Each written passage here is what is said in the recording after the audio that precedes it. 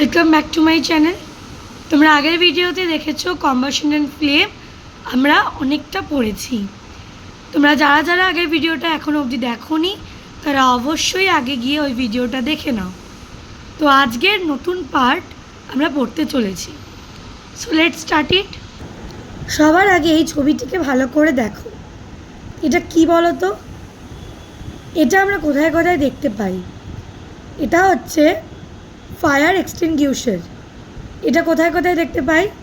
এটা স্কুলে দেখতে পাই, সিনেমা হলে দেখতে পাই, আরও অনেক অনেক পাবলিক জায়গা আছে যেখানে এটা দেখতে পাই।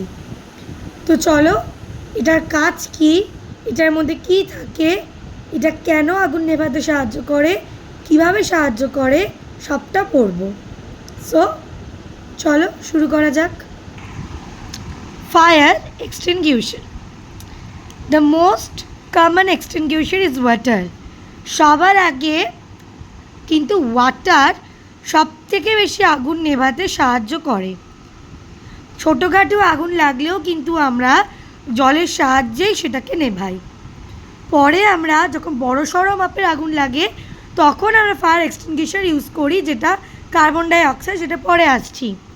ওয়াটারও কিন্তু একটা ফায়ার এক্সটিংগুইশার, যেটা ছোটোখাটো আগুন নেভাতে সাহায্য করে। Fire caused due to electrical short circuit. Fire কেন হয়? ইলেকট্রিক্যাল শর্ট সার্কিটের জন্য হয়। Petrol and oil can not be control by water. Petrol এবং অয়েল দ্বারা কোনো আগুন লাগলে জলের দ্বারা সেটাকে কন্ট্রোল করা যায় না। Water may conduct electricity and electrocute the person. Water যেহেতু একটা গুড কন্ডাক্টর অফ ইলেকট্রিসিটি, একটু লিখে দিই, গুড কন্ডাক্টর। সো ও কী করছে? ও কিন্তু অবশ্যই ইলেকট্রিসিটি কন্ডাক্ট করছে, সেই জন্য কিন্তু পার্সনের ইলেকট্রিউট হচ্ছে, মানে পার্সনের শর্ট লাগছে বা ইলেকট্রিক সার্কিটে পার্সন কিন্তু যেটা বলা যায় কারেন্ট খাওয়া, সেটা হচ্ছে। Petrol and oil being lighter than water. ওয়াটারের থেকে পেট্রোল এবং অয়েল কিন্তু হালকা হয়, সেই জন্যই জলের সাথে তুমি যখন তেল মেশাবে দেখবে তেলটা উপর দিকে ভেসে ওঠে। এই যে will always float above the water and will continue to burn. জল দিলে আগুনটা লেগে যাবে। ইন দ্যাট কেসেস বা in such cases carbon dioxide is used as a fire extinguisher to following properties. যখন জলের দ্বারা নেবে না তখনই আমরা কি ইউজ করি? Carbon die oxide. কারণ পেট্রোল এবং অয়েলের দ্বারা যে আগুনগুলি লাগে, পেট্রোল এবং অয়েল যেহেতু জলের থেকে হালকা, জলের উপরে ভাসে, সেই জন্য তার থেকে আরও আগুন লেগে যাবে, সেই সময় কার্বন ডাই অক্সাইড লাগাই। এবার কেন কার্বন ডাই অক্সাইডকে ইউজ করা হয় অ্যাজ এ বার্নিং? আমাদের আকাশে অনেক, মানে আমাদের এয়ারে অনেক ধরনের এয়ার থাকে, কিন্তু তা সত্ত্বেও কেন কার্বন ডাই অক্সাইডে ইউজ করব? কারণ it does not support burning. বার্নিংকে একদমই সাপোর্ট করে না। বার্নিং যদি হয়, বার্নিংকে তৎক্ষণাৎই থামিয়ে দেয়। It is heavier than oxygen. অক্সিজেনের থেকে কিন্তু এই যে অক্সিজেন থেকে হেভিয়ার হচ্ছে CO2, carbon dioxide. Therefore it covers the combustible material like a blanket. মনে হয় একটা ব্ল্যাঙ্কেটের মতো, একটা কম্বলের মতো চারিদিক থেকে কী করে কভার করে ফেলে জিনিসটাকে, এবং অক্সিজেনের সাপ্লাইকে কাট অফ করে। অক্সিজেন সাপ্লাইয়ে কী হয়? আগের ভিডিওতে আমরা পড়েছিলাম অক্সিজেনের সাপ্লাইতে আরও কম্বাশন হয়, যেই প্রসেসের দ্বারা একটা সাবস্টেন্স অক্সিজেনের সাহায্য নিয়ে পড়ে, সেটাকেই বলা হয় কম্বাশন। তো অক্সিজেনের সাপ্লাইটাকে কাট অফ মানে বন্ধ করে দেয়, এবং একটা কম্বাস্টেবল সাবস্টেন্স যেটার মধ্যে আগুন লেগেছে সেটার ওপর দিয়ে একটা ব্ল্যাঙ্কেটের মতো জড়িয়ে দেয়। Next, it does not have electrical equipment. এটা কিন্তু ইলেকট্রিক্যাল ইকুইপমেন্টকে কোনো রকমের কোনো হার্ম করে না। সো দ্যাটস ওয়াই যদি কোশ্চেন করে যে কেন carbon dioxide fire extinguisher হিসেবে ইউজ করব, এই তিনটে হচ্ছে তোমাদের পয়েন্ট। এবার carbon dioxide can be stored at a high pressure. High প্রেশারে কিন্তু লিকুইড ফর্মে সিলিন্ডার থাকে, যে ছবিটা তোমাদের প্রথমেই আমি দেখালাম, ওটা কিন্তু লিকুইড ফর্মে থাকে। যখন রিলিজ হয় ইট এক্সপেন্ডস অ্যান্ড কুলস ডাউন। কী করে, ওটা এক্সপেন্ড করে দেয়, মানে ছড়িয়ে যায় এবং ঠান্ডা হয়ে যায়। তার ফলে কী হয়, ব্ল্যাঙ্কেট অ্যারাউন্ড ফায়ার, আগুনের চারপাশে কম্বলের মতো হয়ে যায়। It also brings down the temperature of the combustible material. তাছাড়াও কিন্তু কম্বাস্টিবল সাবস্টেন্সের বা মেটেরিয়াল যেটাই বলবে সেটার টেম্পারেচারটা কিন্তু নিচে নামিয়ে দেয়, ব্রিংস ডাউন। সেই জন্যই কিন্তু এটার দ্বারা আগুন নিভে যায় এবং চারিপাশ থেকে একটা ব্ল্যাঙ্কেটের মতো করে দেয় এবং ছড়িয়ে যায়, কুল হয়ে যায়। আদার এক্সপিরিয়েন্স আছে সোডা অ্যাসিড। এবার হচ্ছে কার্বন ডাইঅক্সাইড আমাদের পড়লাম, এবার সোডা অ্যাসিডের জাস্ট নামগুলো দিয়েছে। সোডা অ্যাসিড, এটার মধ্যে কী থাকে, sodium bicarbonate solution and sulphuric acid in a cylinder. Soda অ্যাসিডও কিন্তু সিলিন্ডারই থাকে, তার মধ্যে থাকে সোডিয়াম বাইকার্বনেট সলিউশন থাকে আর থাকে সালফারিক অ্যাসিড। দিস কম্পাউন্ড কী করে, react and release carbon dioxide.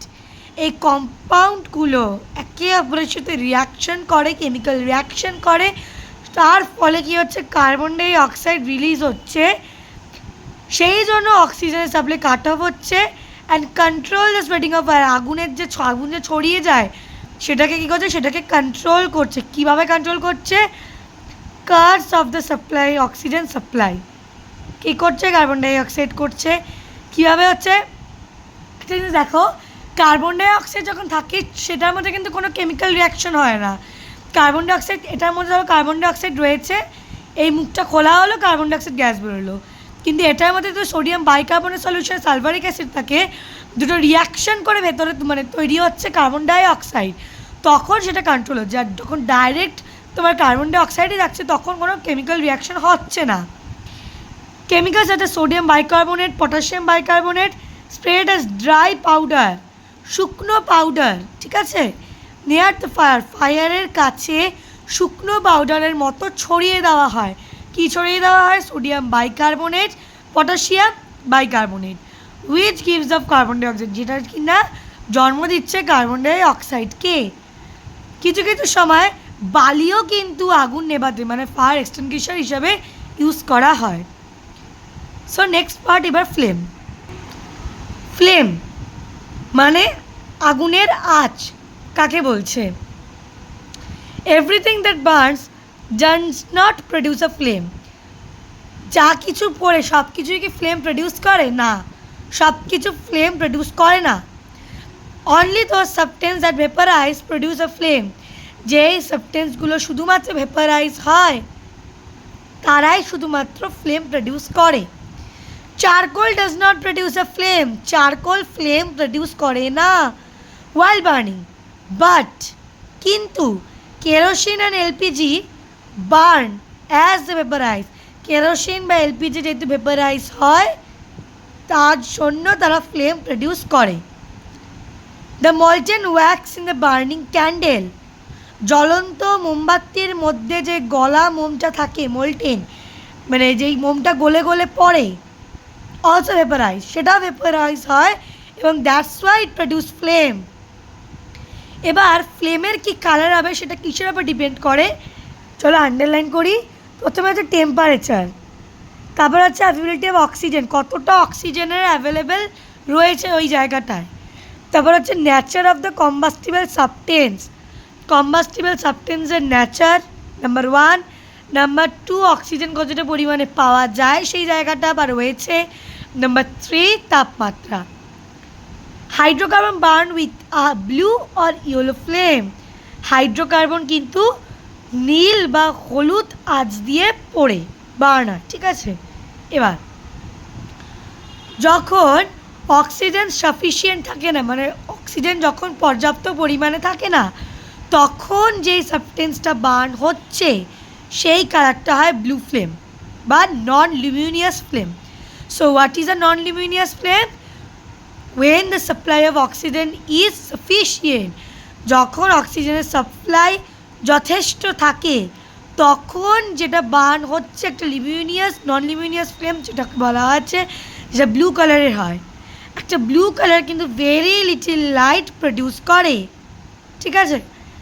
This type of flame behind no residue. Residue মানে হচ্ছে যে রেজাল্টটা থাকে। এই ধরনের ফ্লেম, এই ধরনের আগুনের আঁচ কিন্তু কোনো ধরনেরই কোনো রেসিডিউ রাখে না।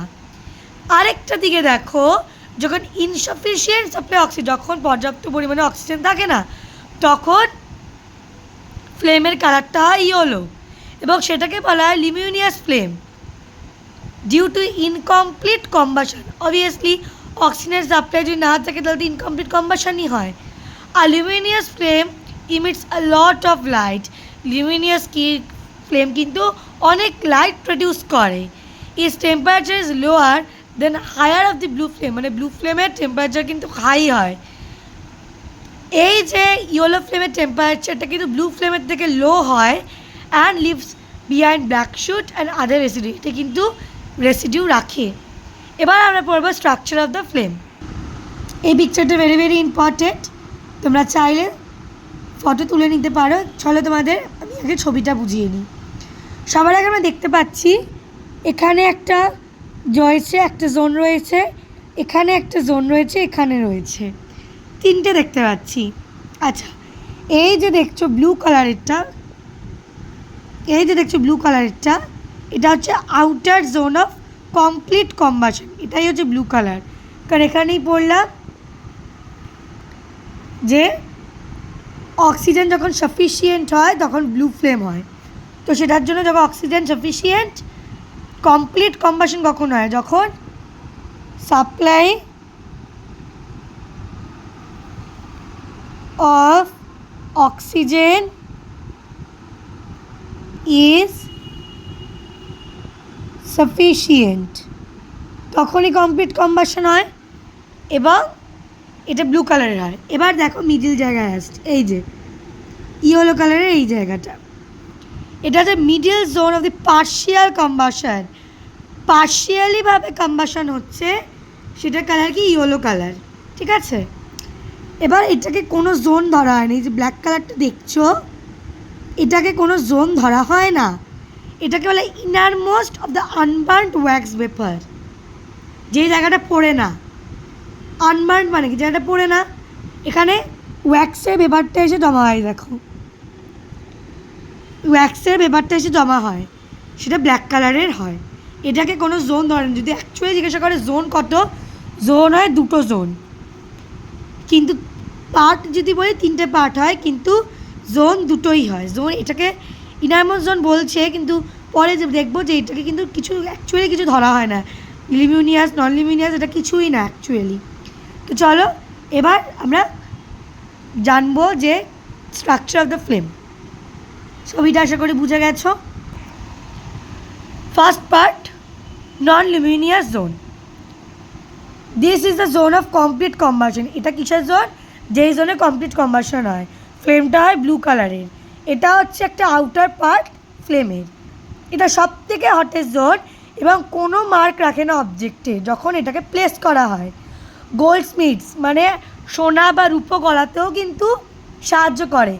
এই যে এটাকে important line, outer zone of the flame goldsmiths use করে for melting gold and silver. সোনা রূপো গলাতে এই যে তাপের যে বাইরের এই যে ব্লু কালারটা, এটাকে ইউজ করা হয়। এটা ভীষণ অল্প পরিমাণে আলো প্রডিউস করে। এবার যেমন লিমিউনিয়াস জোন। লিমিউনিয়াস জোন এটা হচ্ছে জোন ইনকমপ্লিট কম্বাশন, যেখানে কমপ্লিট কম্বাশন হয় না। এটা হচ্ছে মিডিল জোন। এটাকে মডার্নলি হট জোন বলা হয়, কিন্তু খুব গরম আবার না। এটা কিন্তু ব্ল্যাক শুট এবং আদার রেসিডিউ মানে অন্য জিনিস লেফট রাখে। এটাকে সব থেকে এই জোনটা সব থেকে বেশি লাইট প্রডিউস করে। এবার ডার্ক জোন, এটা হচ্ছে সব থেকে coolest part of the flame. এখানে কোনো ধরনের কম্বাশন প্লেস করে না। এটা হচ্ছে সব থেকে innermost zone of the flame. Being deep inside it has vaporized which do not burn as they do not come in contact with oxygen. যেটা একদম ভেতরে, এটা ধরো আগুনের আঁচ, এটা ধরো একটা লেয়ার দুটো লেয়ার, এই যে এই জায়গাটা এটা যদি একদম ভেতরে, অক্সিজেনের সাথে কিন্তু কোনো রকমের কোনো কন্ট্যাক্টে আসছে না, যার ফলে কী হচ্ছে, যার ফলে এটা পুড়ছে না এবং এটা কোনো ধরনের কোনো আলো প্রডিউস করছে না। এবার আমরা ফুয়েল জানব। Fuel are the substances that as a source of energy, ফুয়েলকে কিন্তু সোর্স অফ এনার্জি বলা হয়, যেটা বিভিন্ন বিভিন্ন পারপাসে আমরা ইউজ করে থাকি, ঘরে মানে হোমে বলো, ইন্ডাস্ট্রিতে বলো, বিভিন্ন জায়গায়, যেমন wood, coal, petrol, LPG, kerosene, সব কটাই কিন্তু ফুয়েল, এবং সেটা কিন্তু আমাদের সোর্স, ফুয়েল না, they are commonly the sources of fuel. এবার একটা গুড ফুয়েলের কী কী ক্যারেক্টারিস্টিক হয়, কী কী বৈশিষ্ট্য হয় সেটা পড়ব। এটা সবসময় অ্যাভেলেবেল থাকবে, এটা ইজিলি এয়ারে বার্ন করবে, এটার ইগনিশন টেম্পারেচার সবসময় লো হবে এবং রুম টেম্পারেচারের বেশি হবে। যদি ইগনিশন টেম্পারেচার খুব কম হয় তাহলে ফায়ার কিন্তু খুব তাড়াতাড়ি আগুন ধরে যায়, এবং যদি এটা খুব বেশি উত্তাপ হয়, মানে খুব বেশি যদি টেম্পারেচারটা হাই হয় তাহলে এদেরকে কিন্তু হিটেড করতে হবে লঙ্গার টাইম বিফোর ইট গেছে, মানে দেখো low ignition temperature easily fire ধরছে, high ignition temperature heated for longer time to catch fire হলো। It is cheap and produce a large amount of heat, কীভাবে চিপ হবে, কম টাকা হবে এবং প্রচুর পরিমাণে হিট প্রডিউস করবে। এটা কোনো ধরনের কোনো পলিউশন কজ করবে না, এটা কিন্তু মেন জিনিস। এটা কোনো ধরনের কোনো রেসিডিউ রাখবে না বা কোনো আনডিজারেবল সাবস্টেন্সেসও রাখবে না। এই ফুয়েলগুলো আমাদের ফুলফিল করে requirement for particular use to be consider the best fuel. আমাদের যেগুলো বেশিরভাগ আমাদের প্রয়োজন আমাদের মেটাচ্ছে সেটাকেই কিন্তু গুড ফুয়েল আমরা বলি। এবার আমরা জানবো ক্যালোরিফিক ভ্যালু। ক্যালোরিফিক ভ্যালু কি? The amount of hit energy produced on complete combustion, যেই অ্যামাউন্টের হিট এনার্জি, হিট তো একটা এনার্জি, যেই অ্যামাউন্টে হিট এনার্জিটা প্রডিউস হচ্ছে কম্বাশনে 1 কেজি ফুয়েলে, সেটাকে বলা হয় ক্যালোরিফিক ভ্যালু। এটাকে এক্সপ্রেস করা ইউনিটে call kilo joule per KG, very very important, kilo joule per. So what is the SI unit of calorific? Kilo joule per KG. তো এই টেবিলটা দেখো, এই টেবিলটার মধ্যে কিছু কিছু রয়েছে, এটা বোঝানো কিছু নেই, এটা জাস্ট ভালো করে মুখস্থ করতে হবে। নেক্সট এইটাও দেখে নাও।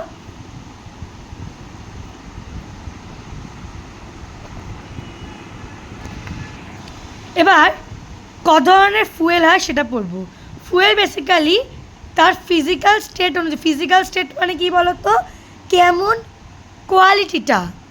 ফিজিক্যাল স্টেট মানে হচ্ছে মানে কি বলবো, সলিড, লিকুইড, গ্যাস, সেই অনুযায়ী 3 ধরনের হয়: solid fuel, liquid fuel, gaseous fuel. Solid fuel মানে হচ্ছে যেটা সলিড স্টেটে থাকে, রুম টেম্পারেচার, যেমন coal, wood, cow dung cakes, dead plant. আচ্ছা, লিকুইড ফুয়েল হচ্ছে এটা লিকুইড স্টেটে থাকে, কেরোসিন, এলপিজি, পেট্রোল, ডিজেল, এগুলো। গ্যাসিয়াস ফুয়েল হচ্ছে এটা গ্যাসিয়াস স্টেটে থাকে, natural gas, water gas, coal gas, producer gas, biogas, এগুলো হচ্ছে গ্যাসিয়াস ফুয়েলস। এবার আমাদের লাস্ট পার্ট আমাদের চ্যাপ্টারের, pollution due to the fuels. কেন ফুয়েলের জন্য পলিউশন হয়? সবার আগে হাইড্রোকার্বন পোড়ালে আমাদের যে ফাইন পার্টিকুলেটস থাকে আনবার্নড কার্বনের, সেটা কিন্তু বাতাসের সাথে মিশে গিয়ে রেসপিরেটরি ডিজিজের কজ করছে। আমাদের রেসপিরেটরি প্রবলেম যেমন অ্যাস্থমা হচ্ছে, ব্রনচিটিস হচ্ছে হিউম্যানে। সেকেন্ড হচ্ছে incomplete combustion release carbon monoxide gas. আমরা আগেই পড়েছি ইনকমপ্লিট কম্বাশনে কী হচ্ছে, কার্বন মনোঅক্সাইড গ্যাস রিলিজ হচ্ছে। সেটা কিন্তু ভেরি ডেঞ্জারাস পয়জনাস। যদি একটা বন্ধ ঘরে তুমি কার্বন মনোঅক্সাইড গ্যাস রেখে দাও এবং সেই ঘরের মধ্যে মানুষ যদি ঘুমায়, সেই মানুষগুলো যদি বেশি পরিমাণে কার্বন মনোঅক্সাইড তাদের শ্বাসের সাথে নিয়ে ফেলে, তাদের মৃত্যুও হতে পারে, এতটাই dangerous. Combustion fuel release carbon dioxide release করে সবাই জানে, সেটার জন্য কিন্তু গ্লোবাল ওয়ার্মিং হচ্ছে, সেই জন্য আমাদের ক্লাইমেটে কিন্তু মেজর ইম্প্যাক্ট হচ্ছে, আমাদের পোলার আইস ক্যাপ মেল্ট হচ্ছে। নেক্সট পয়েন্ট, মানে আমাদের last point, burning of coal, petrol, diesel release sulphur dioxide gas. Coal, petrol, diesel পোড়ালে সালফার ডাইঅক্সাইড গ্যাস এবং অক্সাইড অফ নাইট্রোজেন প্রডিউস করে। যখন এগুলো বৃষ্টির সাথে মিশে যায় অ্যাসিড তৈরি করে, সেই সময় কী হয়, অ্যাসিড রেন হয়। সেগুলো কিন্তু ক্রপসের জন্য, প্লান্টসের জন্য মনুমেন্টসের জন্য, বিল্ডিংসের জন্য, সয়েলের জন্য খুব ক্ষতিকারক, কারণ এটাকে সয়েলটাকে ভীষণ পরিমাণে ক্ষতি করে, আনফার্টাইল করে দেয়, এবং একদমই কিন্তু অ্যাসিড রেইন হওয়া ভালো না। সো আশা করি তোমরা চ্যাপ্টারটা বুঝতে পেরেছো। কোনো ডাউট থাকলে তোমাকে অবশ্যই কমেন্টে জিজ্ঞাসা করবে। আবার কোনো নতুন চ্যাপ্টার নিয়ে আসতে চলেছি, ততদিন তোমরা সবাই ভালো থেকো, সুস্থ থেকো। So for this video, bye bye.